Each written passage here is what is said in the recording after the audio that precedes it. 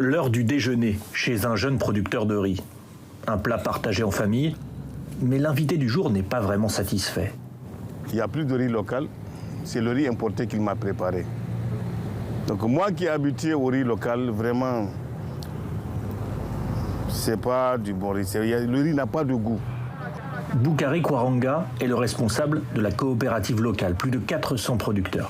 Il sait à quel point il est difficile de produire dans son pays le riz nécessaire à la population.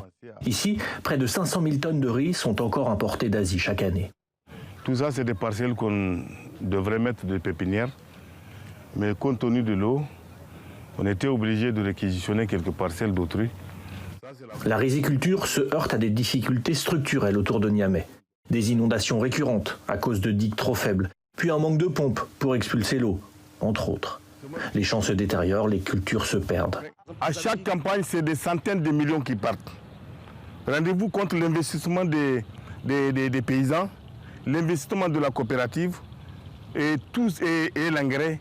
Tout ça, c'est de plus de 130 à 150 millions qui partent dans l'eau.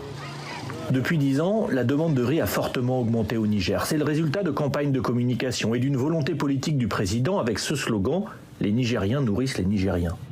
Mais le riz et ses parcelles ne sont pas assez protégés. La digue, d'ailleurs, est au menu des discussions à la coopérative. Nous sommes très inquiets pour la digue parce que si rien n'est fait, la crue de janvier peut faire encore des dégâts.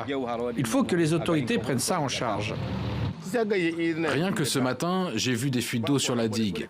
Il faut qu'on bouche ces fuites et il faut qu'on le fasse nous-mêmes. Il faut surélever la digue à une hauteur de 6 mètres. Notre coopérative a besoin d'aide, mais nous, les paysans, on doit se mobiliser d'abord.